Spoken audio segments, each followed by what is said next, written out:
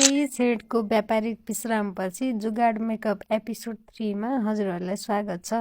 जुगाड मेकअपमा सोनाटाको कमाल मस्कारा नै किन चाहियो, ल हेरौँ डिफ्रेन्ट। अब अर्को आँखामा पनि लगाएर आउँदैछु। देख्नुभयो नि चमत्कार।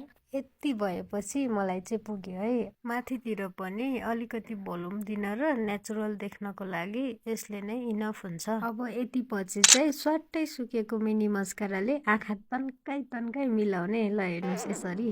त्यसपछि चाहिँ आई क्रल छ भने चाहिँ क्रल गर्ने अनि माथि तल सबैतिरबाट हेर्ने। मेरो चाहिँ फोनको क्यामेरामा नदेखिएर मैले फोन नै निकालेर अनि फेरि फोन तल राखेर हेरेँ। अनि त्यसपछि हाइलाइटर चाहिँ मलाई ब्रसले लगाएको चित्तै बुझेन। त्यसपछि मैले अनि हातले पनि थपिदिएँ। ग्लोई मेकअप भन्छन् नि, यतिको ग्लो भएपछि मलाई चाहिँ पुग्यो। अनि छोरी आउनुभयो स्कुलबाट अनि मलाई चाहिँ यो भुजियाको लट्टु ल्याइदिनु भएछ। अनि एकैचोटि खाएर देखाइदिएँ मैले छोरीलाई। अनि खै हाम्रो के गफ हुँदै थियो। मैले चाहिँ उसको मिनी फ्यान लिएको थिएँ, देखिहाल्नु भएछ। अनि मलाई नदिने रे, मेरो फ्यान हो मेरोमा दिन्न भन्दै हुनुहुन्थ्यो। तर मैले फकाएर लिएँ पछि दिन्छु भनेर। यो लिपस्टिक नि मेरो सुकिसकेको थियो। अनि यो लिप लाइन गर्नको लागि कन्टोर प्यालेटबाट डार्क कलर जुगाड गरेँ मैले।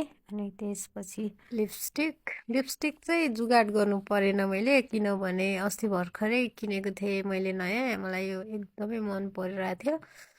अनि सेटिङ स्प्रे छिस पारेर एकैछिनमा भइहाल्यो। अनि यो छोरीको फ्यान यसले सुकाइदिएँ। ल हेर्नुहोस् मेरो फाइनल लुक। यतिको लुक क्रिएट गर्नको लागि चाहिँ टाइममा यसरी सिगान पनि निकाल्नु होला, नत्र भने हाम्रो मेकअप यतिको चाहिँ फ्ललेस हुँदैन। अनि कपालको लागि चाहिँ मैले खासै केही गर्दिनँ, हेलमेट लाउनु पर्ने भएर। अनि अझै ग्लोको लागि ढल्की भित्रबाट बाहिरबाट रिङ लाइटबाट हेर्नु होला र मेरो भिडियोमा कमेन्ट गर्नु होला। Thank you for watching, bye by.